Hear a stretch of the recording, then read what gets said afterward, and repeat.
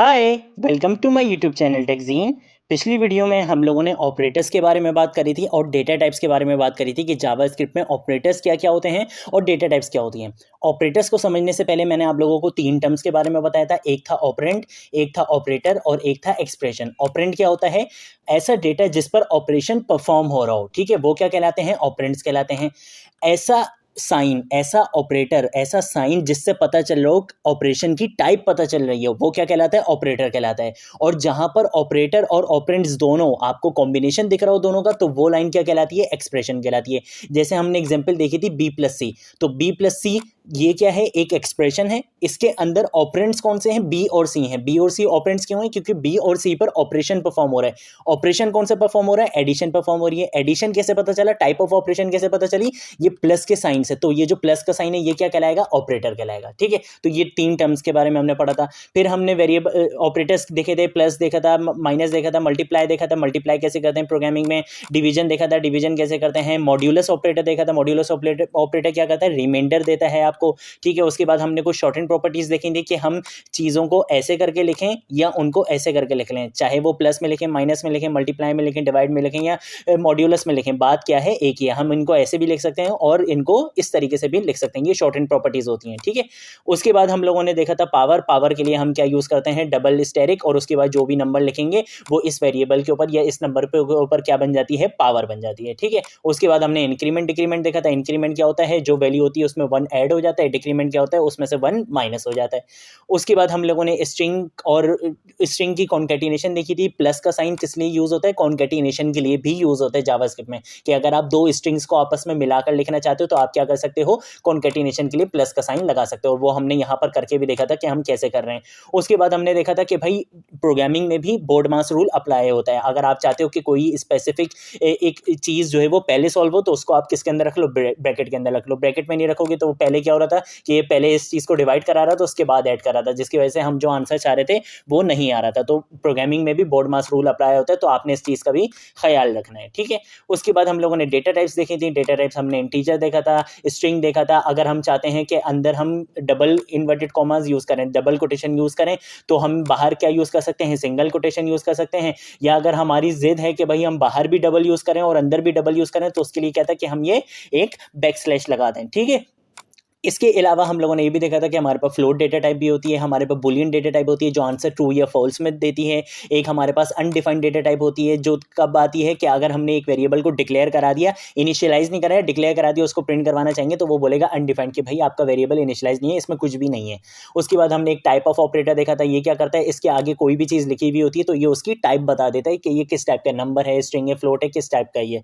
उसके बाद हम लोगों ने लास्ट में क्या देखा था? टेम्पलेट लिटरल देखा था। टेम्पलेट लिटरल क्या होता है कि अगर मैं चाहता हूँ डायनेमिक चेंजेस लाना। डायनेमिक चेंजेस का मतलब कि मैं क्या चाहता हूं कि इस वेरिएबल के अंदर जो चीज़ है वो क्या करवा दो? प्रिंट करवा दो। तो मैं क्या कर सकता हूं? डॉलर का साइन लगा सकता हूं, कर्ली ब्रैकेट में उस वेरिएबल का नाम लिख सकता हूं और इस पूरी स्ट्रिंग को किसके अंदर लिख सकता हूं? ये टिल्ड साइन के अंदर। सिंगल इन्वर्टेड कॉमा यूज नहीं करना, डबल कोटेशन यूज नहीं करना। क्या यूज करना है?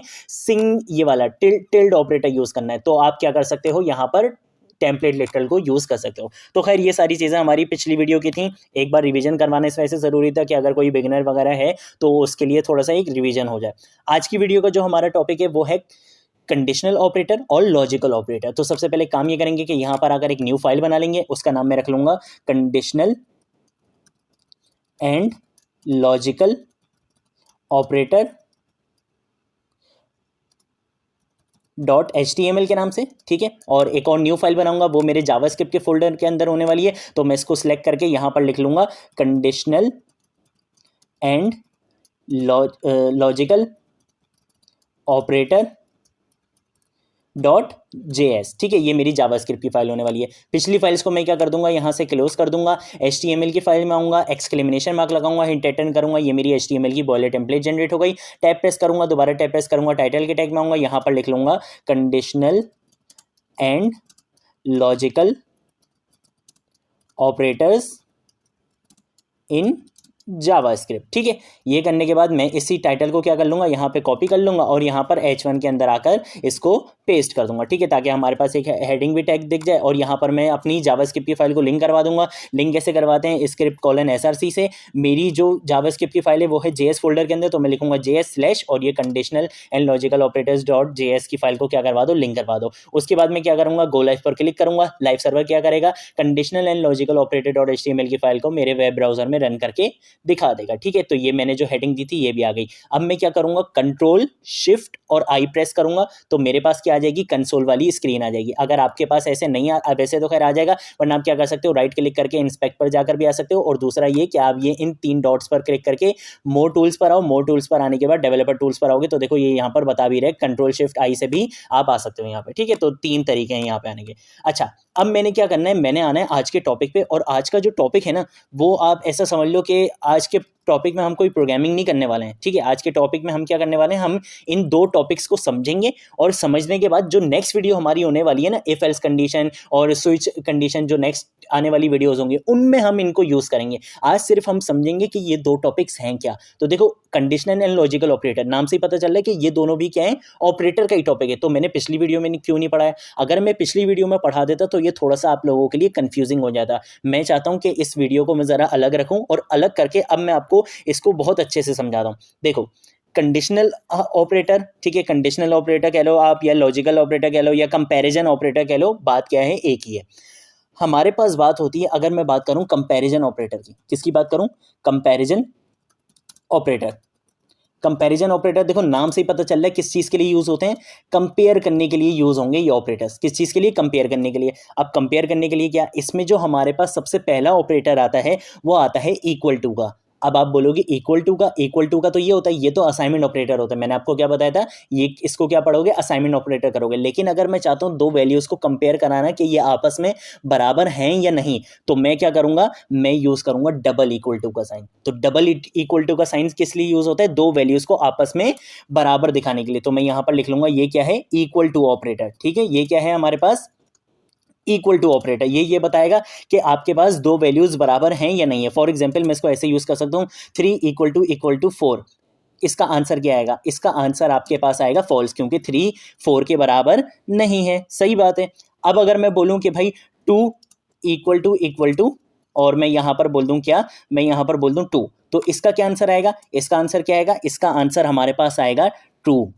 ट्रू क्यों आएगा, जबकि देखो ये क्या है, ये नंबर है और ये डबल कोटेशन के अंदर लिखा हुआ है, ये स्ट्रिंग है। तो ये जो हमारा डबल इक्वल टू ऑपरेटर होता है, ये सिर्फ वैल्यू को चेंज करता है, वैल्यू को जो है कंपेयर करता है, ये डेटा टाइप को कंपेयर नहीं करता। ये सिर्फ अंदर की वैल्यू को देखेगा, अच्छा ये भी 2 है तो ये भी 2 है, तो ये इसको भी क्या करेगा, स्ट्रिंग बना देगा। ये दोनों स्ट्रिंग आपस में बराबर है तो ये आंसर क्या देगा, ट्रू देगा। और ये जो ट्रू फॉल्स जो आंसर होते हैं, ये कौन देता है, कौन सी डेटा टाइप देती है, मैंने कल पढ़ाया था, कौन सी डेटा टाइप देती है, ये देती है Boolean data type. Boolean data type आपको याद आया, बुलियन डेटा टाइप आपको किस में आंसर देती है, या तो ट्रू देती है या फॉल्स देती है। तो आगे जाकर, आगे जैसे जैसे अभी हम वीडियोस आगे आएंगे, हमारे टॉपिक्स आएंगे, उसमें हम ऐसी कुछ कंडीशन लगाएंगे कि भाई अगर ट्रू है तो ये कर दो, फॉल्स है तो ये कर दो, मतलब कंडीशंस लगाएंगे, कंपैरिजन करके कंडीशनल ऑपरेटर्स, कंडीशंस लगाएंगे हम। ठीक है, तो ये हमारे पास होता है। मेरे से गलती ये हो गई कि मैं यहाँ पर कंडीशनल लिखने के बजाय मैं इसको यहाँ पे चेंज कर देता हूँ, और कंडीशनल के बजाय मैं इसको यहाँ पे क्या कर देता हूँ, कंपैरिजन कर देता हूँ। ठीक है, कंपैरिजन सही रहेगा, मैं इसको यहाँ पे कर देता हूँ कंपैरिजन, और कंपैरिजन कर देता हूं इसको यहाँ पर, और ऐसे ही मुझे यहाँ पर भी इसको क्या करना पड़ेगा, कंपैरिजन करना पड़ेगा। ठीक है, तो मैं एक काम ये करता हूं कि मैं इस पूरी फाइल को पहले हटाता हूं, तो मुझे VS कोड खुद ही सजेशन दे देगा, ये रहा कंपैरिजन। ठीक है, कंट्रोल ऐसे सेव कर लेते हैं, और इसको भी क्या कर देते हैं हम, यहाँ से F2 प्रेस करूंगा तो ये मुझे रीनेम करने का ऑप्शन दे देगा, और मैं यहाँ पर आकर इसको भी क्या कर दूंगा, कंपैरिजन कर दूंगा। ठीक है, कंपैरिजन एंड लॉजिकल ऑपरेटर्स। ठीक है, कंट्रोल ऐसे सेव कर लेते हैं और यहाँ पर आ जाते हैं, इसको भी कंट्रोल ऐसे सेव कर लिया। तो देखो मैं क्या बता रहा था, अगर हम डबल इक्वल टू का साइन यूज करते हैं, ये होता है इक्वल टू का साइन यूज करने के लिए, लेकिन ये सिर्फ किसको बराबर देखता है, ये कंडीशन क्या चेक करता है कि नंबर्स आपस में बराबर हैं या नहीं, नंबर्स आपस में बराबर हैं या नहीं, ये डेटा टाइप को चेक नहीं करता। अगर आप चाहते हो कि डेटा टाइप को भी चेक किया जाए और नंबर्स को भी चेक किया जाए, तो उसके लिए जो आपके पास इक्वल टू ऑपरेटर होता है वो क्या होता है, ट्रिपल ट्रिपल इक्वल टू क्या लगाओगे, देखो सिंगल इक्वल टू क्या था, असाइनमेंट ऑपरेटर कि जो राइट साइड पे वैल्यू है उसको उठा के लेफ्ट साइड में जो है वो स्टोर करा दो। डबल इक्वल टू क्या है कि ये नंबर्स को चेक करता है कि ये वाली चीज इसके बराबर है या नहीं है, दिखने में बराबर है या नहीं है, ये दिखने में बराबर है दोनों, टू टू बराबर है तो इसने ट्रू दे दिया। लेकिन अगर आप चाहते हो कि आप नंबर्स भी चेक करवाओ और आप डेटा टाइप भी चेक करवाओ तो उसके लिए आप यूज करते हो ये ट्रिपल इक्वल टू का साइन। और ये क्या करता है, ये मैं यहां पर लिख लेता हूं, checks number and data type also. ठीक है, ये क्या करता है, check number and data type also. और ये भी क्या कहलाता है, इक्वल टू ऑपरेटर ही कहलाता है। लेकिन ये क्या करता है, ये नंबर को भी चेक करता है और ये डेटा टाइप को भी चेक करता है। और अब अगर मैं बात करूं 3 इक्वल टू 4 की, ठीक है, तो ये क्या करेगा, ये मुझे रिटर्न करेगा फॉल्स कि भाई ये बराबर नहीं है, ना ये नंबर में बराबर है और डेटा टाइप खैर बराबर है लेकिन ये नंबर में बराबर नहीं है। लेकिन अगर मैं बात करूं यहाँ पर 3 इक्वल टू और यहाँ पर मैं लिख लूँ 3, तो ये मेरे पास रिटर्न करेगा फॉल्स। अगर मैं यहाँ पर 2 इक्वल टू यूज करूंगा तो ये मेरे पास ट्रू करेगा क्योंकि तब मेरे पास ये वाला इक्वल टू ऑपरेटर चेक हो रहा होगा। और ये क्या करता है, ये सिर्फ आपस में वैल्यूज को देखता है, वैल्यूज मैच करिए दे देगा। लेकिन ये क्या करता है, ये डेटा टाइप को भी मैच करता है। इसने पहले नंबर मैच करे, इसने बोला सही है, पहली कंडीशन तो ट्रू है, लेकिन दूसरी कंडीशन भी चेक करता है। दूसरी कंडीशन क्या है, ये चेक करेगा डेटा टाइप। और जब ये डेटा टाइप चेक करेगा ये बोलेगा यार ये तो इंटीजर है और ये स्ट्रिंग है, नहीं भाई इसका आंसर मैं फॉल्स ही दूंगा। तो ये कब आपको रिटर्न करेगा आंसर, या तो आपकी वैल्यू इस तरीके से हो 3 इक्वल टू 3, तब ये क्या करेगा, आपको रिटर्न ट्रू करेगा। ट्रू क्यों करेगा, क्योंकि अब नंबर भी बराबर है और डेटा टाइप भी बराबर है। या आपके पास कुछ इस तरीके से हो 3 और मैं यहाँ पर कर देता हूँ ट्रिपल इक्वल टू और यहाँ पर मैं कर देता हूँ 3, तो अब ये क्या करेगा, ये अब आपको ट्रू रिटर्न करेगा। ठीक है, तो इस चीज को बस समझना कि कहाँ पर आपने डबल इक्वल टू यूज करना है और कहाँ पर आपने ट्रिपल इक्वल टू यूज करना है। अब कंपैरिजन ऑपरेटर में हमारे पास एक चीज और आती है, बराबर का तो हमने देख लिया, अगर बराबर नहीं हो, अगर ये कंडीशन हमने लगानी हो तो हम क्या करेंगे, तो हम क्या करते हैं, हम लगाते हैं एक्सक्लेमेशन का साइन। एक्सक्लेमेशन का साइन मैंने आपको बताया था कि नॉट के लिए यूज करते हैं, याद आया, पिछली वीडियो में भी बताया था। तो एक्सक्लेमेशन का साइन जो हम यूज करते हैं वो करते हैं नॉट के लिए। और नॉट के आगे अगर मैं सिंगल इक्वल टू लगा लूंगा तो इससे मेरा काम चल जाएगा। और ये बताता है कि नॉट इक्वल टू, ठीक है, ये क्या बताएगा, नॉट इक्वल टू, सिंपल। अब ये जो नॉट इक्वल टू बताएगा ये मुझे बताएगा सिर्फ नंबर में, किस में बताएगा, ये मुझे बताएगा नंबर में बताएगा, ये डेटा टाइप में नहीं बताएगा, ये मुझे सिर्फ नंबर में बताएगा। अब कैसे, मैं भी आपको एग्जांपल से समझाता हूँ। फॉर एग्जांपल मैं यहाँ पर लिख लूँ 4 इज नॉट इक्वल टू 5। अगर मैं यहाँ पर लिखूंगा तो भाई ये तो बिल्कुल सही बात है कि भाई 4 जो है वो 5 के बराबर नहीं है, तो मैं यहाँ पर क्या बोल दूंगा, फॉल्स, इसका रिजल्ट फॉल्स ही आएगा।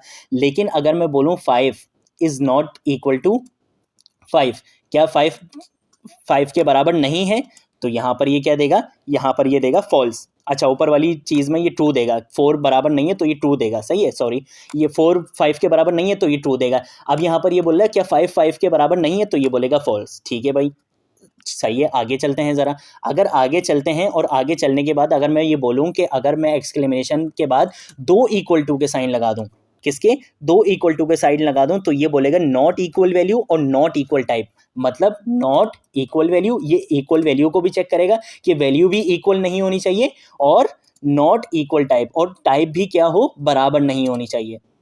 अब आपको मैं समझाता हूँ कैसे।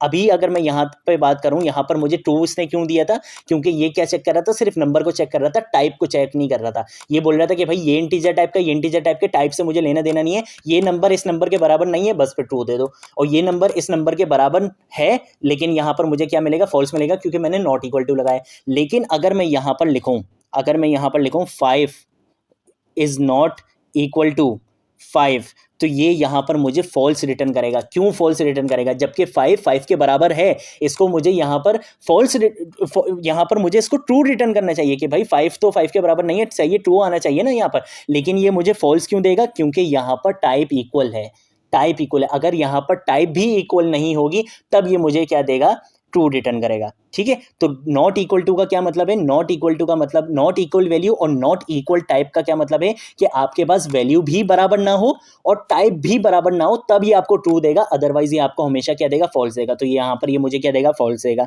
अब ये मुझे ट्रू कहाँ पर देगा, ट्रू ये मुझे यहाँ पर देगा कि अगर मैं लिख लूँ 5 इज नॉट इक्वल टू और यहाँ पर मैं दे दूँ स्ट्रिंग वाला 5, तो अब देखो नंबर भी आपस में क्या है, ये कंडीशन वैसे भी फॉल्स हो रही है। अगर मैं नंबर को देखूँ भाई 5 के बराबर है, तो यहाँ पर क्या आना चाहिए, फॉल्स आना चाहिए। और दूसरी चीज क्या है कि टाइप भी बराबर नहीं है, ये यहाँ पर इंटीजर है और यहाँ पर क्या है, स्ट्रिंग है, तो अब ये मुझे क्या देगा रिजल्ट, ये मुझे देगा ट्रू। ये इस चीज़ को समझना, यहाँ पर इसने मुझे फॉल्स क्यों दिया कि यहाँ पर नंबर तो बराबर नहीं है, सही है, लेकिन यहाँ पर टाइप हमारी बराबर है। ये आपको रिटर्न कब ट्रू करेगा, जब टाइप भी बराबर ना हो और नंबर भी आपस में बराबर ना हो, मतलब ये वाली कंडीशन भी ट्रू हो रही हो और टाइप भी इन दोनों के आपस में बराबर ना हो, तभी आपको क्या रिटर्न करेगा, ट्रू रिटर्न करेगा। अब ऐसे एक और कंडीशन में लिख सकता हूँ 5 इज नॉट इक्वल टू 8। तो देखो अभी क्या है, टाइप जो है वो बराबर है, तो एक तो ये इस बात पे ही मुझे फॉल्स दे देगा, दूसरा ये किस बात पे फॉल्स देगा कि नंबर भी जो है वो आपस में बराबर नहीं है, तो ये मुझे क्या दे रहा है, फॉल्स दे रहा है। ठीक है, तो ये हमारे पास कुछ कॉन्सेप्ट होता है। अब देखो जैसे हमने यहाँ पर लिखा था 4 इज नॉट इक्वल टू 5, ये क्या दे रहा था, मुझे ट्रू दे रहा था। ऐसे ही 5 इज नॉट इक्वल टू 8, इसे मुझे क्या देना चाहिए था, ट्रू देना चाहिए था, लेकिन मैंने यहाँ पर क्या लगाए हैं, डबल इक्वल टू लगाए हैं। डबल इक्वल टू का मतलब ये वैल्यू भी चेक करेगा और टाइप भी चेक करेगा। तो इसने पहले वैल्यू चेक करी, इसने बोला हाँ सही है मैं ट्रू रिटर्न करने लगा हूँ, लेकिन इसने देखा यहाँ पर डबल इक्वल टू लगा हुआ है। डबल इक्वल टू का मतलब ये अब टाइप भी चेक करेगा, जब ये टाइप चेक करेगा तो इसकी भी इंटीजर है, इसकी भी इंटीजर है, ये बोलेगा नहीं भाई अब मैं फॉल्स रिटर्न करूंगा। टाइप भी क्या होनी चाहिए, डिफरेंट होनी चाहिए, तब ये ट्रू करेगा। कब ट्रू करेगा, जब वैल्यू भी इक्वल ना हो और टाइप भी इक्वल ना हो, तब ये जो है वो क्या करेगा, ट्रू रिटर्न करेगा, अदरवाइज ये हमेशा आपको फॉल्स रिटर्न करेगा। तो इस चीज को जरा अच्छे से समझ लेना, मैंने जब एग्जांपल्स भी मैं आपके लिए यहां पर लिख रहा हूं। अब उसके बाद हमारे पास आ जाता है फॉर एग्जाम्पल एक और चीज, वो आती है हमारे पास ग्रेटर देन का साइन। अब यार ये तो मतलब समझ लो बिल्कुल बच्चों वाली चीज है, ठीक है। ग्रेटर देन के लिए हम क्या यूज करेंगे, ग्रेटर देन के लिए हम साइन यूज करते हैं इसका, ठीक है, सिंपल सी चीज। अगर मैं यहाँ पर लिख रहा हूँ 3 इज ग्रेटर देन 2, ठीक है, तो क्या है इसका आंसर क्या आएगा, ऑब्वियसली 2 आएगा, ठीक है। अगर मैं लिखना चाहता हूँ 2 इज ग्रेटर देन 3, इसका आंसर क्या आएगा, ऑब्वियसली इसका आंसर क्या आएगा, फॉल्स आएगा। ये तो सिंपल सी चीज़ है। ऐसे ही अब बारी करते हैं, यहाँ पर आते हैं और यहाँ पर मैं इसके ग्रेटर देन की स्पेलिंग सही कर लेता हूँ। और अब मैं बताता हूँ आपको क्या, अब मैं आपको बताता हूँ लेस देन का साइन। लेस देन के साइन के लिए भी सेम वही चीज़ है, लेस देन के लिए क्या हम ये चीज़ यूज़ करेंगे। अगर मैं यहाँ पर लिख लूँ 2 लेस देन 3, तो ये मुझे क्या रिटर्न करेगा, ये मुझे रिटर्न करेगा 2, क्योंकि कंडीशन क्या है, ट्रू है, ठीक है। और अगर मैं यहाँ पर लिख लूँ 3 लेस देन 2, तो ये मुझे क्या रिटर्न करेगा, फॉल्स रिटर्न करेगा, क्योंकि कंडीशन क्या है, फॉल्स है। 3 जो है वो बड़ा है 2 से, छोटा नहीं है, तो इसलिए क्या रिटर्न कर रहा है, फॉल्स रिटर्न कर रहा है। उसके बाद अगर मैंने ये चेक करना है कि ग्रेटर हो या बराबर हो, तो मैं उसके लिए क्या यूज़ करूँगा, ग्रेटर देन इक्वल टू। क्या यूज़ करूँगा, ग्रेटर देन इक्वल टू, ठीक है। ग्रेटर देन इक्वल टू के लिए मुझे कौन सा साइन यूज़ करना है, मुझे यूज़ करना है ग्रेटर देन और ये सिंगल इक्वल टू। अब इसकी क्या कंडीशन होगी, फॉर एग्जाम्पल मैं यहाँ पर लिख लूँ 3 is greater than equal to 3, तो ये मुझे क्या रिटर्न करेगा, ये मुझे रिटर्न करेगा ट्रू। क्यों, क्योंकि इसने देखा कि 3 बड़ा तो नहीं है 3 से, लेकिन 3 बराबर है। इसका क्या मतलब होता है ग्रेटर देन इक्वल टू का, कि या तो लेफ्ट वाली वैल्यू बड़ी हो या बराबर की हो, किसके, राइट वाली वैल्यू के। तो देखो यही चीज़ है, लेफ्ट वाली वैल्यू बड़ी तो नहीं है, लेकिन लेफ्ट वाली वैल्यू बराबर है राइट वाली वैल्यू से, तो ये मुझे 3 रिटर्न कर देगा। अगर मैं यहाँ पर क्या लिख लूँ, मैं लिख लूँ 2 is greater than equal to 3, तो अब ये मुझे क्या रिटर्न करेगा, फॉल्स रिटर्न करेगा, क्योंकि दोनों कंडीशन फॉल्स है, ना 2 बराबर है 3 के, ना 2 बड़ा है 3 से, तो ये मुझे क्या रिटर्न करेगा, फॉल्स रिटर्न करेगा। ऐसे ही हमारे पास एक और चीज़ होती है, वो होती है लेस देन इक्वल टू। मैं यहाँ पर लिख लेता हूँ लेस देन इक्वल टू, ठीक है। और लेस देन इक्वल टू के लिए मैं लेस देन का साइन लगाऊंगा, इक्वल टू का साइन लगाऊंगा। मैं यहाँ पर लिख लूंगा 2 लेस देन इक्वल टू 3, तो पहली कंडीशन क्या हो गई, देखो पहली कंडीशन क्या हो गई, ट्रू हो गई है। क्यों ट्रू हो गई, क्योंकि 2 लेस देन है 3 से, तो इसने क्या बोला भाई, ट्रू ही आएगा आंसर। अगर मैं बोलूँ 2 लेस देन इक्वल टू 2, तब भी क्या आएगा, ट्रू आएगा, क्योंकि 2 छोटा तो नहीं है 2 से, लेकिन 2 बराबर है टू के, तो मैंने क्या बोला, इसका आंसर क्या आएगा, ट्रू आएगा, ठीक है। दोनों कंडीशन चेक करता है, या तो लेस देन या इक्वल टू, दोनों में से कोई एक भी कंडीशन ट्रू होगी तो ये ट्रू दे देगा।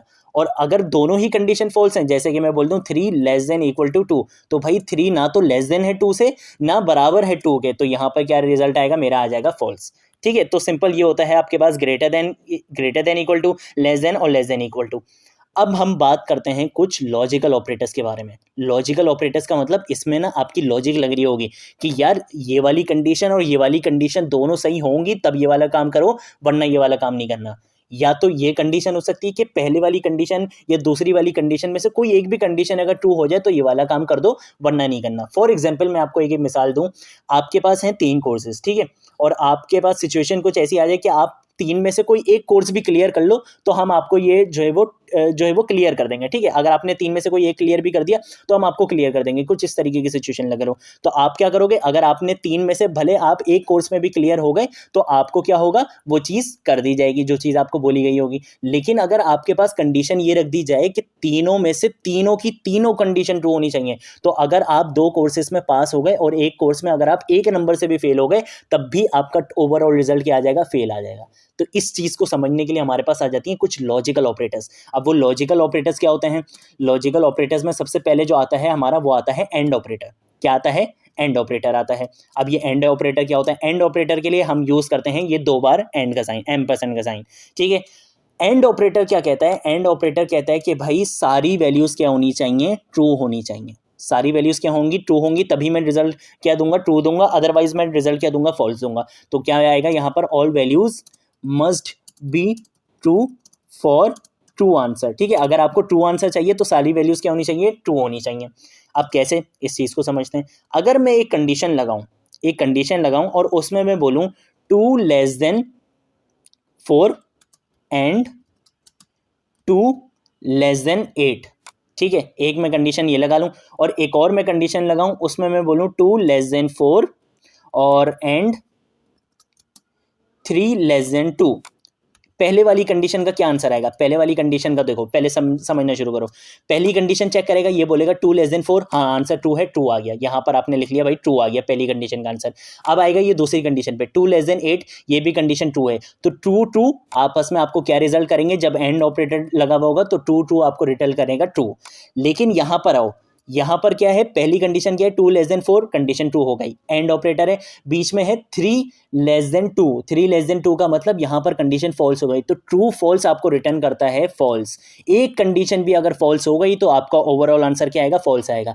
एंड ऑपरेटर में आप बस इतना समझ लो, जितनी भी कंडीशंस होंगी सारी ट्रू होनी चाहिए तभी ट्रू आंसर आएगा, वरना आपका आंसर हमेशा फॉल्स आएगा। दोनों फॉल्स हो जाएंगी तब भी फॉल्स आएगा, कोई एक फॉल्स हो गई तब भी फॉल्स आएगा, सारी जो है वो कंडीशंस ट्रू होंगी तभी एंड ऑपरेटर आपको क्या रिजल्ट देगा, ट्रू रिजल्ट देगा। अब ऐसे ही आता है हमारा एक और ऑपरेटर, और ऑपरेटर उसका नाम ही और है, ठीक है, उसका क्या है, नाम ही उसका और है। और ऑपरेटर आता है, और ऑपरेटर के लिए आप यूज़ करते हो ये 2 डंडे, ठीक है, ये 2 साइन आप यूज़ करते हो, ठीक है। ये होते क्या है, इंटर के ऊपर एक बटन होता है, अगर आप शिफ्ट के साथ उस बटन को दबाओगे तो आपके पास ये ऑपरेटर आ जाएगा, ठीक है। तो ये आपके पास होता है और ऑपरेटर। और ऑपरेटर होता है सीधा साधा, और ऑपरेटर बोलता है कि भाई अगर मुझे कोई एक भी ट्रू वैल्यू मिल जाएगी ना तो मैं आपके लिए इतना फेवर कर दूंगा, मैं आपको ट्रू रिजल्ट दे दूंगा, सिंपल। और ऑपरेटर क्या बोलता है कि अगर कोई एक वैल्यू भी मुझे ट्रू मिल गई, अगर सारी ट्रू मिल गई तो अच्छी बात है, तब तो ट्रू दूंगा ही दूंगा, लेकिन अगर कोई एक वैल्यू भी ट्रू मिल गई तो मैं ट्रू दे दूंगा। हाँ, अगर आप बहुत ही नालायक निकले, अगर आप में सब में ही फेल हो गए तो फिर मैं आपके लिए कुछ नहीं कर सकता। तो और ऑपरेटर को जिस तरीके का काम करता है, और ऑपरेटर दोस्त है, और ऑपरेटर क्या बोलते हैं कि मिनिमम एक कंडीशन भी अगर ट्रू हो गई, मिनिमम एक कंडीशन भी अगर ट्रू हो गई तो ये आपको क्या रहेगा, आपको ये रिजल्ट दे देगा, ट्रू दे देगा। अदरवाइज अगर सारी फॉल्स होंगी तब ये आपको फॉल्स देगा, वरना ये हमेशा आपको क्या देगा, ट्रू रिजल्ट दे देगा। एक एग्जाम्पल समझ लेते हैं। अगर मैं इन्हीं एग्जाम्पल को लूँ, अगर मैं इसी एग्जाम्पल को लूँ, कंट्रोल सी करूँ, यहाँ पर लाऊँ कंट्रोल वी करूँ, और एक और एग्जाम्पल यहाँ पर लिख लेता हूँ, और उसके लिए मैं यहाँ पर लिख लेता हूँ फॉर एग्जाम्पल 3 लेस देन 2, और यहाँ पर मैं लिख लेता हूँ एंड, और यहाँ पर मैं लिख रहा हूँ 4 लेस देन 3, ठीक है। अब इसको समझते हैं। देखो सबसे पहले आया है ये वाली कंडीशन की बारी, इसमें क्या हुआ है, 2 लेस देन 4 और 2 लेस देन 8 दोनों कंडीशन ट्रू है, तो ये आपको आंसर क्या देगा, ट्रू ही देगा, जैसे आपको एंड ने दिया था। एंड भी क्या करता है, दोनों कंडीशन, सारी कंडीशन ट्रू होगी तब भी एंड आपको ट्रू देगा, और लगाओगे तब भी अगर सारी कंडीशन ट्रू होगी तब भी और भी आपको क्या देगा, ट्रू देगा। अब फर्क कहाँ आता है, फर्क आता है यहाँ पर, जब यहाँ पर थे हमने एंड यूज करा था, हमारा एक चीज का आंसर ट्रू आ रहा था, एक का फॉल्स आ रहा था, तो एंड ऑपरेटर हमें फॉल्स दे रहा था, क्योंकि एंड ऑपरेटर बोलता है कि सारी कंडीशन ट्रू होनी चाहिए। लेकिन और ऑपरेटर क्या बोलता है, और ऑपरेटर आया, और ऑपरेटर ने देखा कि यार बच्चे ने मेहनत करी है, एक कंडीशन सही है और एक कंडीशन गलत है, तो कोई बात नहीं, मैं इसको क्या कर दूंगा, मैं यहाँ पर इसको आंसर दे दूंगा ट्रू। तो और ऑपरेटर और एंड ऑपरेटर में यहाँ पर फर्क आ जाता है। और ऑपरेटर बोलता है कि अगर कोई एक वैल्यू भी कंडीशन मुझे, एक कंडीशन भी मुझे ट्रू मिल गई तो मैं आपको आंसर ट्रू दे दूंगा, ठीक है, सिंपल ये चीज़ है। और अगर दोनों ही कंडीशन फॉल्स हो तब ये आपको फॉल्स ही देगा, तब ये आपके लिए कुछ नहीं कर सकता, सही है। जैसे यहाँ पर दोनों कंडीशन फॉल्स हैं, 3 लेस देन 2 और 4 लेस देन 3 दोनों कंडीशन फॉल्स हैं, तो ये आपको क्या देगा, फॉल्स ही देगा, ठीक है। तो ये हमारे पास होता है एंड ऑपरेटर और ऑपरेटर। अब हमारी बारी आती है नॉट ऑपरेटर। नॉट ऑपरेटर क्या होता है, और ये बहुत ज़बरदस्त ऑपरेटर है। अब ज़बरदस्त क्यों बोल रहा हूँ, ये होता है सिंपल नॉट। सिंपल ये क्या होता है, नॉट का साइन, नॉट ऑपरेटर। और नॉट ऑपरेटर ये बोलता है कि भाई जो भी आपका आंसर आ रहा है ट्रू या फॉल्स में, जो भी आपका आंसर आ रहा है मैं उसको अपोजिट कर दूंगा।